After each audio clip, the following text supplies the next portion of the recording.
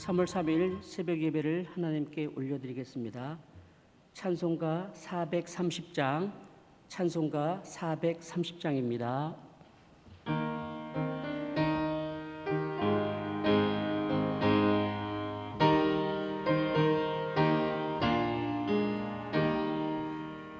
주와 같이 길 가는 걸 즐거우니라닌가.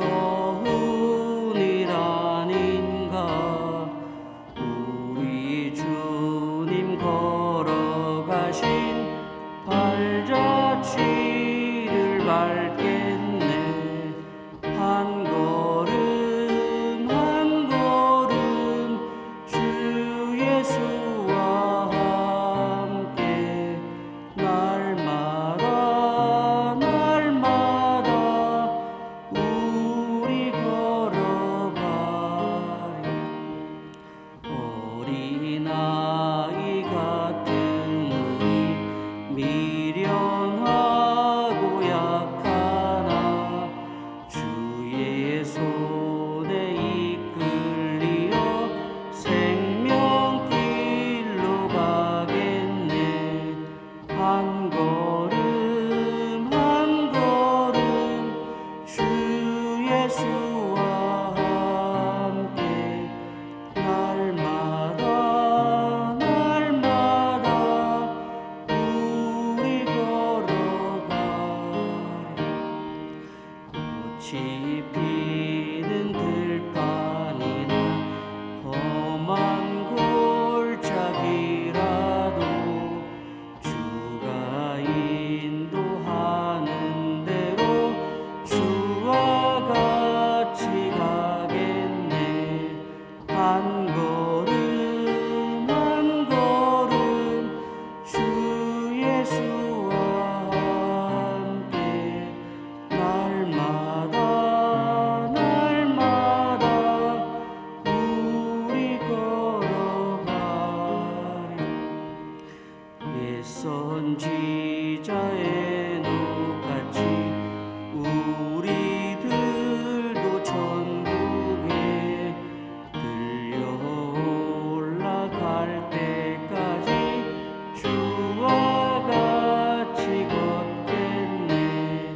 한 걸음 한 걸음 주 예수와 함께 날마다 날마다 우리 걸어가리.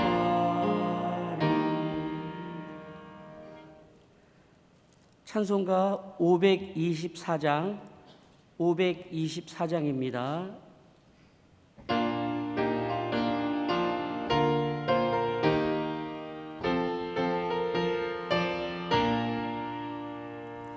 갈 길을 밝히 보이시니 주 앞에 빨리 나갑시다. 우리를 찾는 구주 예수 곧 오라 하시네.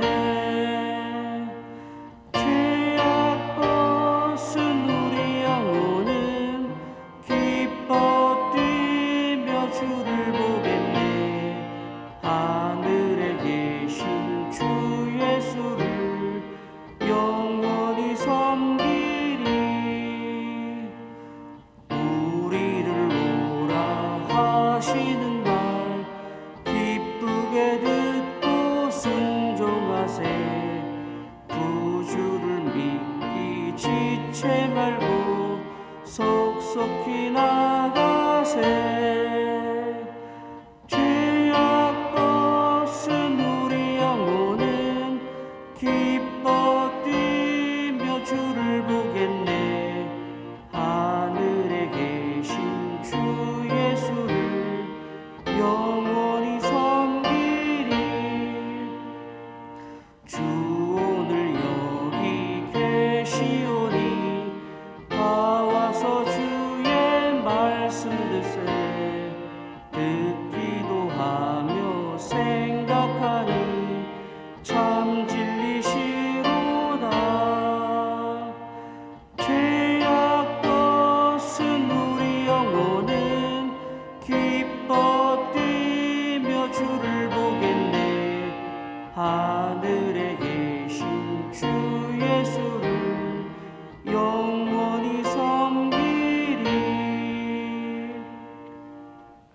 사도신경으로 우리의 신앙을 고백하시겠습니다. 나는 전능하신 아버지 하나님 천지의 창조주를 믿습니다. 나는 그의 유일하신 아들 우리 주 예수 그리스도를 믿습니다. 그는 성령으로 잉태되어 동정녀 마리아에게서 나시고 본디오 빌라도에게 고난을 받아 십자가에 못 박혀 죽으시고 장사된 지 사흘 만에 죽은 자 가운데서 다시 살아나셨으며 하늘에 오르시어 전능하신 아버지 하나님 우편에 앉아 계시다가 거기로부터 살아있는 자와 죽은 자를 심판하러 오십니다. 나는 성령을 믿으며 거룩한 공교회와 성도의 교제와 죄를 용서받는 것과 몸의 부활과 영생을 믿습니다. 아멘. 박지현 담임 목사님께서 말씀 전해 주시겠습니다. 네, 오늘 큐티 본문은 레위기 3장 1절부터 17절까지 말씀입니다. 시간 관계상 1절에서 5절까지만 보겠습니다. 레위기 3장 1절에서 5절입니다. 구약성경 148페이지 여간에 있고요. 레위기 3장 1절에서 5절까지 다 찾으신 줄 알고 하나님 말씀 제가 읽어 드리겠습니다. 사람이 만일 화목제의 제물을 예물로 드리되 소로 드리려면 수컷이나 암컷이나 흠없는 것으로 여호와 앞에 드릴지니 그 예물의 머리에 안수하고 회막문에서 잡을 것이요 아론의 자손 제사장들은 그 피를 제단 사방에 뿌릴 것이며 그는 또 그 화목제의 제물 중에서 여호와께 화제를 드릴지니 곧 내장에 덮인 기름과 내장에 붙은 모든 기름과 두 콩팥과 그 위에 기름 곧 허리 쪽에 있는 것과 간에 덮인 커플을 콩팥과 함께 떼어낼 것이요 아론의 자손은 그것을 제단 위에 불 위에 있는 나무 위에 번제물 위에서 살을 지니 이는 화제라 여호와께 향기로운 냄새니라. 아멘. 레위기는요 잘 아시다시피 5대 제사가 나오죠. 번제, 소제, 그리고 화목제, 속제제, 속건제, 이걸 5대 제사라고 그럽니다. 레위기 1장과 2장에서는 번제와 소제를 다루었고요. 이 3장에서는 이제 화목제를 소개를 합니다. 이 화목제는요 수직적으로는 우리의 죄의 문제가 우리 주 예수님의 그 십자가 사건을 통해서 해결이 되어 가지고 하나님과 원수되었던 우리가 이제 화해한 것을 감사하면서 드리는 기쁨의 제사입니다. 그리고 수평적으로는 하나님과의 화해를 감사하는 그 기쁨을 사람들과도 함께 나눔을 통해서 사람과의 관계에서도 화해와 평화를 누리게 되는 제사, 이게 바로 화목제입니다. 그래서 이 화목제가 우리에게 주는 교훈은 두 가지로 요약할 수가 있겠습니다. 첫 번째, 이 화목제가 우리에게 주는 교훈은요, 우리는 하나님과의 관계에서 화목을 이루어야 된다는 것입니다. 여러분, 하나님과 우리가 화평을 이루기 위해서 필요한 게 뭘까요? 예수님이죠. 예수님의 보혈의 피가 필요합니다. 그러니까 예수님이 바로 우리와 하나님 사이를 화해시켜 주시는 진정한 우리의 화목 제물이 되십니다. 그래서 우리는 원래는 죄로 인해서 하나님과 원수된 존재들이었습니다마는 우리의 모든 죄값을 도말해 주신 그 예수님의 십자가의 그 보혈의 피를 믿음으로 하나님과 화해를 이루게 되고 하나님과 더불어 화평을 누리게 되는 것입니다. 여러분, 우리가 이 하나님과의 관계에서 이 화평을 누리지 못하면요, 아무리 모든 일들이 술술술술 풀려도 마음이 무거워요. 왠지 모르게 마음이 편치가 않습니다. 예컨대 저희 목회자들이 신방을 가서 우리 성도님들과 이야기를 하다 보면요, 기도 제목을 나눌 거 아니에요. 그러면 그러세요. 자기가 하나님께서 도와주셔가지고 정말 요즘에 모든 일들이 잘 된다 그러세요. 사업도 잘 되고 자식들도 참 걱정 없이 무탈하게 잘 또 그 진로가 또 진학이 해결이 된다 그래요. 그러면 목사 입장에서는 그런 얘기 들으면 너무너무 기쁘죠. 그런데 그 성도님 본인께서 그 입으로 하시는 말씀이 뭐냐면, 근데 목사님, 제가 이렇게 환경적으로는 다 좋은데 하나님과의 관계가 좀 멀어진 것 같아요. 그러니까 이게 하나도 기쁘지도 않고 힘도 없고 왠지 자꾸만 지칩니다. 그래서 자기가 그 하나님과의 관계가 좀 회복될 수 있도록 기도해 달라는 분이 종종 계십니다. 여러분도 뭐 이런 경험 잘 아시죠? 만사가 다 형통하고 모든 걸 다 가졌다 할지라도 하나님과의 관계가 틀어져 버리면요, 거기에는 평안이 없다는 것입니다. 요즘 뭐 TV에서 방영하고 있는 사극 드라마죠. 태종 이방훈도 그랬잖아요. 아버지 그 이성계하고 원수 됐으니까 뭐가 편하겠어요? 함흥차사 아시죠? 아버지하고 화해하려고 그 난리를 쳤잖아요. 아버지와 그 화해가 되지 않으니까 왕이 되었는데도 옥새도 못 가지고 아무런 기쁨이 없는 겁니다. 인간은 이렇게 관계에서 회복이 없으면 아무 기쁨이 없는 것입니다. 그런 통계 조사도 있지 않습니까? 직장 다니면서 퇴사하는 가장 큰 이유가 뭐냐? 그럴 때 뭐 장래성 혹은 뭐 직급 이런 게 아니라 인간관계 때문이라 그러지 않습니까? 반대로 언제 행복을 느끼느냐? 그러면 인간관계가 좋을 때 화평이 임하게 되고 그러면 사람이 행복을 느끼게 된다는 것입니다. 반대로 모든 걸 가지고 있다 할지라도, 모든 게 다 갖춰져 있다 할지라도, 정말 99가지가 다 만족스럽더라도 관계 하나가 깨어지면 그건 지옥이라는 것입니다. 평화가 없고 모든 것이 다 깨어지게 된다는 것이죠. 특별히 하나님과의 관계가 틀어지면 환경이 아무리 좋아도 그 마음에는 평안과 기쁨이 없는 것입니다. 그건 진짜 그야말로 지옥인 것입니다.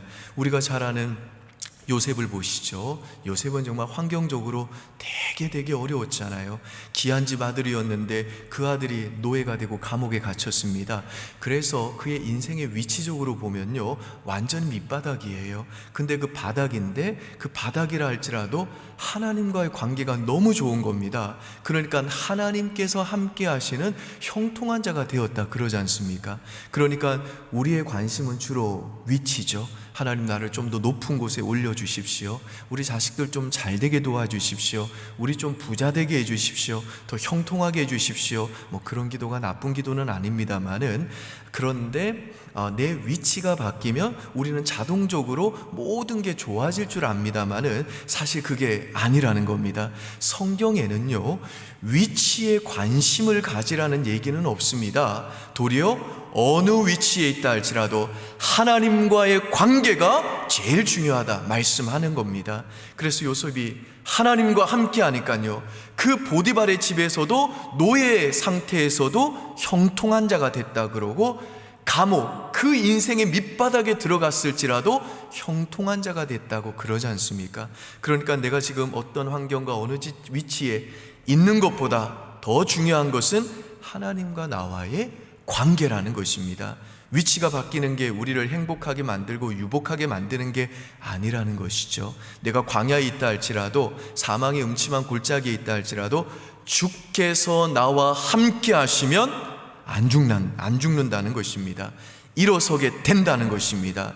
하나님과의 관계가 회복이 되면 아무것도 두려울 것이 없다는 것이죠. 천만인이 나를 둘러친다 할지라도 그래도 난 두렵지 않다는 것입니다. 그런데 하나님과의 관계가 깨지면요, 모든 걸 다 가지고도 두려워한다는 것입니다. 모든 것을 다 갖추었어도 염려한다는 것입니다. 못 산다는 겁니다.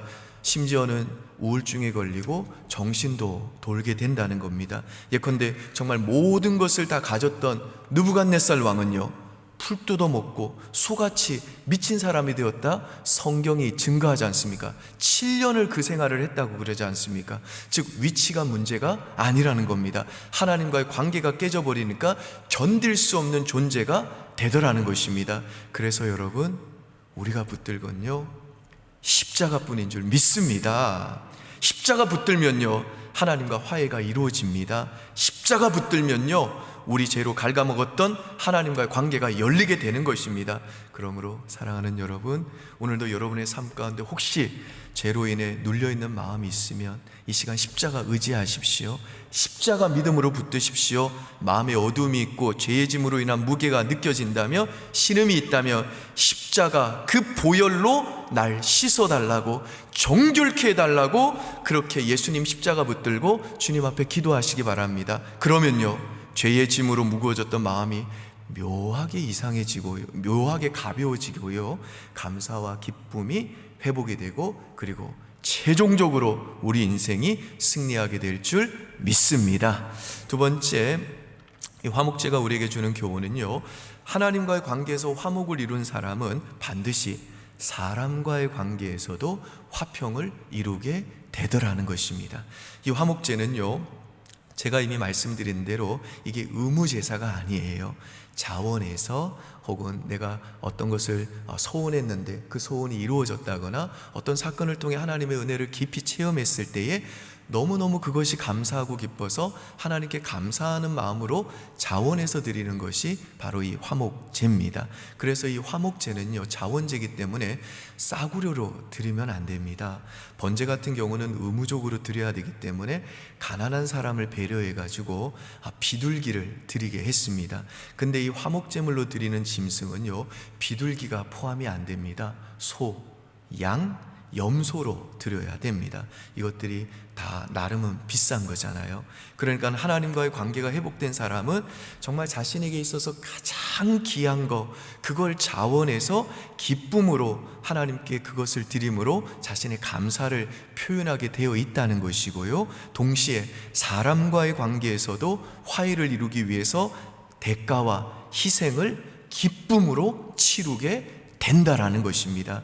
은혜 받으면 사람과의 관계에서도 내가 기꺼이 손해보고 기꺼이 희생하고 기꺼이 양보함으로 하나님과 나와의 누리는 그 화평을 사람과의 관계에서도 확장시켜 나간다는 것이죠. 그래서 이 화목제물은요, 하나님께 일부를 드리고 나머지는 반드시 사람들과 나눠야 되는데요, 같이 먹어야 되는데요, 유일하게 제사 중에서 제사를 드린 사람이 먹을 수 있는 제사가 이 화목제물입니다.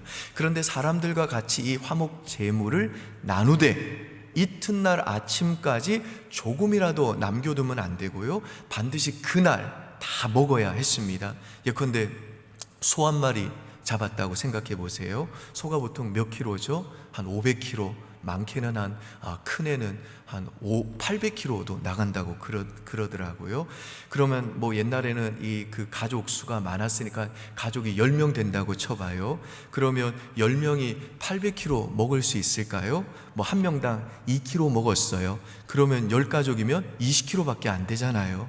뭐 좋습니다. 그냥 뭐 배 터질 때까지 먹는다고 치면, 그래서 한 사람당 4kg까지 먹는다고 해봐요. 근데 성인 남자의 경우는 보통 2kg 먹으니까 4kg 먹으면 이게 진짜 배 터지게 먹는 거잖아요. 그런데 10명이 4kg씩 먹어도 그건 40kg밖에 안 되는 겁니다. 그러니까 이걸 하룻밤 사이에 500kg에서 800kg 되는 이 화목제로 드린 이 고기를 다 먹으려면요, 아는 사람, 이웃들은 다 초청해야 되고요, 더 나아가서는 그냥 지나가는 사람 막 불러가지고 제발 좀 고기 좀 먹어달라고 그렇게 먹여야 되는 것입니다. 여러분, 우리가 기분 나쁜 사람하고는 대면해가지고 밥 못 먹잖아요. 그렇죠. 밥을 같이 먹는다는 건 하나됨을 의미하는 것이고 화해를 의미하는 것입니다. 화목제는 이렇게 비싼 대가와 희생을 치러 가지고 고기를 함께 이웃과 나눠 먹으면서도 하나님과 내가 화해된 것이 너무 감사해서 그 인간관계에서도 회복과 화해를 내가 전하는 축복의 통로가 된다는 것을 의미합니다. 그래서 본문을 보면요, 소나 양이나 염소를 화목제로 드리는 방법이 제시가 되고 있는데, 반복적으로 이렇게 강조가 되는 게 뭐냐면 기름은 하나님께 드려야 된다는 것입니다. 그래서 1절에서 5절까지가 소를 화목제로 드리는 경우인데 3절에서 5절 한번 보실까요? 같이 있습니다. 그는 또 그 화목제의 제물 중에서 여호와께 화제를 드릴지니 곧 내장에 덮인 기름과 내장에 붙은 모든 기름과 두 콩팥과 그 위에 기름 곧 허리 쪽에 있는 것과 간에 덮인 커플을 콩팥과 함께 떼어낼 것이요 아론의 자손은 그것을 제단 위에 불 위에 있는 나무 위에 번제물 위에서 살을 지니 이는 화제라 여호와께 향기로운 냄새니라. 이제 6절에서 11절까지는 양을 화목제로 드리는 경우였는데 이때도 어떻게 뭘 드리는지 9절 보실까요? 시작. 그는 화목제 제물 중에서 여호와께 화제를 드릴지니 그 기름 곧 미골에서 밴 기름진 꼬리와 내장에 덮인 기름과 내장에 붙은 모든 기름과 두 콩팥과 그 위에 기름 곧 허리 쪽에 있는 것과 간에 덮인 커플을 콩팥과 함께 떼어낼 것이요 제사장은 그것을 제단 위에서 불사를 지니 이는 화제라 여호와께 드리는 음식이니라. 그리고 12절부터 17절은 이제 염소를 화목제물로 드릴 때인데 이때도 뭘 드리는지 14절부터 17절 같이 있습니다. 그는 그 중에서 예물을 가져다가 여호와께 화제를 드릴지니 곧 내장에 덮인 기름과 내장에 붙은 모든 기름과 두 콩팥과 그 위에 기름 곧 허리 쪽에 있는 것과 간에 덮인 커플을 콩팥과 함께 떼어낼 것이요 제사장은 그것을 제단 위에서 불사를 지니 이는 화제라 드리는 음식이요 향기로운 냄새라 모든 기름은 여호와의 것이니라. 여러분 이 그 미골은 어디죠? 척추 맨 끝부분 뼈니까 꼬리뼈와 같은 거겠죠. 여러분이 고기 부위를 보면요 이게 민족마다 나라마다 귀하게 여기는 부위가 다른 것 같아요. 우리는 꼬리 곰탕 좋아하죠. 그런데 이 외국 분들은 꼬리 잘 안 드시는 것 같아요. 그리고 우리는 또 소 혓바닥 그게 아주 귀한 거라고 해서 아주 비싸게 사서 먹을 수 있는 음식이죠. 근데 외국 분들 소 혓바닥 잘 안 드시는 것 같아요. 뭐 돼지 같은 경우 우리는 족발 환장하잖아요. 근데 외국 분들은 족발 잘 안 드시는 것 같아요. 생선도 보면요 어떤 부분은요 참치 눈알을 그렇게 좋아하더라고요. 고등어도 보면요 눈알만 빼먹는 분이 계세요. 눈알이 그렇게 맛있다고 그러시더라고요. 그래서 눈알만 파먹어요. 그러니까 민족마다 사람마다 다 취향이 다르다는 거죠. 근데 유대인들은요 내장하고 쓸개, 콩팥, 간 뭐 이런 부위를 굉장히 중요하게 생각했던 것 같아요. 그래서 그 부위들에 붙어있는 기름을 가장 귀한 것으로 여겼습니다. 그래서 화목제는요 그 가장 귀한 것은 하나님께 드리라는 겁니다. 그러니까 우리가 정말로 예수님의 보혈로 말미암아 하나님과 화목된 그 은혜를 진정으로 알게 되면 우리는요 자원에서 내 인생에 있어서 나한테 있는 가장 좋은 거 하나님께 드리면서 우리의 감사와 기쁨을 표현하게 된다는 것입니다. 또한 나에게 가장 좋은 것을 희생하고 양보함으로써 사람과의 관계에서도 하나됨을 추구하게 된다는 것이죠. 여러분 우리 하나님께서도 우리에게 가장 좋은 거 주셨잖아요. 우리와 화해하기 위해서 맏아들 주셨잖아요. 그래서 그 큰 희생 때문에 우리가 하나님과 더불어 화평을 누리게 된 거잖아요. 마찬가지로 우리들도 그 은혜를 아는 사람이라면 당연히 사람과의 화목과 화평을 누리기 위해서는 내 자아가 죽어야 된다는 겁니다. 내게 가장 귀한 거, 가장 좋은 거 양보하고 희생해야 된다라는 겁니다. 내 기름을 짜서 내어 줘야 된다는 겁니다. 요즘같이 넉넉한 때는 잘 모르겠습니다만 제가 어렸을 때만 해도 넉넉하지 않았습니다. 여기 계신 우리 권사님들, 장로님들, 집사님들은 잘 아실 때 더 그러셨겠죠. 그래서 옛날에 오징어 있잖아요. 오징어. 그 오징어는 모든 부분이 다 맛이 다르잖아요. 근데 누구나 제일 좋아하는 부분이 어디죠? 보통은 몸통이잖아요. 제 아내는 보니까 다리를 좋아하더라고요. 여성분들은 보통 또 다리를 좋아하더라고요. 근데 제 애들은 거의 다 몸통을 좋아하고 남성분들은 보통 몸통을 좋아하는데 근데 오징어 보면 그 세모난 모양 있죠? 그걸 뭐라 그러죠? 세모 대가리라고 그러잖아요. 근데 이게 대가리가 아니라면서요. 이게 원래는 꼬리래요. 그래서 이게 꼬리 날개 혹은 꼬리 지느러미라고 그럽니다. 그런데 그 세모 대가리는 보통 맛이 없어가지고 보통 안 먹고 버리기도 하지 않습니까? 저희 가정도 이렇게 휴게소 같은 데 들리면 이 오징어 사면요, 백반석 오징어 사면 다 이것들이 몸통만 처먹어요. 그래서 저만 이렇게 꼭 그 대가리 먹고 그러는 경우들이 있는데 보통은 이렇게 버립니다. 근데 어느 목사님이 그러시더라고요. 옛날에 그 없던 시절에 가족끼리 이제 오징어를 먹게 되면 자기는 두 여동생과 그 아버지 어머니 싸우는 거, 서로 어떤 거 먹는 거 싸우는 거 보기 싫어가지고 세모 대가리만 드셨대요. 그래서 평생 그 집안에서는요, 오징어 먹다가 자기 때문에 싸운 적이 없대요. 여자분들은 다리 좋아하니까 두 여동생들은 뭐 다리 먹고 또 아버지는 몸통 다 드시고 뭐 그랬다는 거예요. 그러니까 집안이 평화로웠다는 겁니다. 그러면서 그 목사님이 하시는 말이 뭐냐면 자기가 자기 가정의 화목 제물이었다는 거죠. 그거 한 가지 양보하고 희생하는 거, 그거 하나 실천하는 것만으로도 가정의 화목이 이루어지더라는 겁니다. 여러분, 오늘 예배 드린 여러분들 모두 화목제물 되시는 축복과 은혜가 넘치기를 주님의 이름으로 축복합니다. 그 화목제물이 된 성도의 삶에는요, 하나님의 상급이 크고요, 그 사람을 통해서 하나님이 일하시는 겁니다. 실제로 인류 역사는요, 예수님의 그 화목제를 통해서 움직이잖아요. 우리도 뭐 기도할 때 우리가 구하는 게 뭡니까? 우리 가정에 기적을 일으켜 주십시오. 정말 우리에게 우리 교회에 부흥을 허락해 주십시오. 하나님의 그 일하심과 역사함을 좀 보여주십시오. 그렇게 기도하는데 사실 그 모든 하나님의 일하심의 비밀, 그 비밀은 어디 숨겨져 있느냐 하면 희생하고 양보하는 화목 제물 되는 사람을 통해서 하나님은 언제나 일하신다는 것입니다.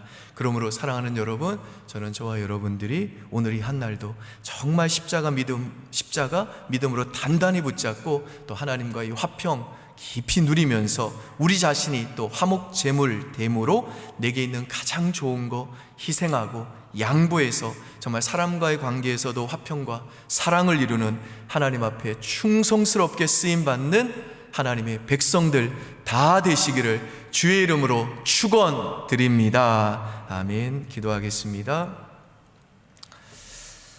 이 시간 하나님 앞에 기도할 때 내 자신이 또 우리 교회의 모든 직분자들이, 하나님의 백성들이 교회에서나 가정에서나 일터에서 정말 하나님께서 우리에게 허락하신 그 화평을 십자가 단단히 붙잡음으로 평안을 누리게 하여 주시고 하나님과의 관계가 든든해지게 하시고 또 각자의 처소에서 내가 희생하고 내 좋은 거 양보하는 화목제가 되게 하사 우리가 있는 그 자리가 하나님의 평화가 임하고 사람과의 관계에 회복이 일어나고 화해와 화목이 일어나는 하나님 나라가 될 수 있도록 기도해 주시면 좋겠고요. 그리고 또 교회의 모든 상반기의 사역과 예배가 안전하게 진행될 수 있도록 기도해 주십시오. 에스칼레이트 공사와 또 오간족의 또 선교센터 위에서 기도해 주시고요. 또 대통령 선거가 얼마 남지 않았죠. 하나님이 은혜 주셔서 정말 좋은 분 세워질 수 있도록 또 온 국민들에게 바른 판단력 주시고, 그러나 무엇보다도 하나님이 역사와 세상과 이 나라를 지관하심을 믿사오니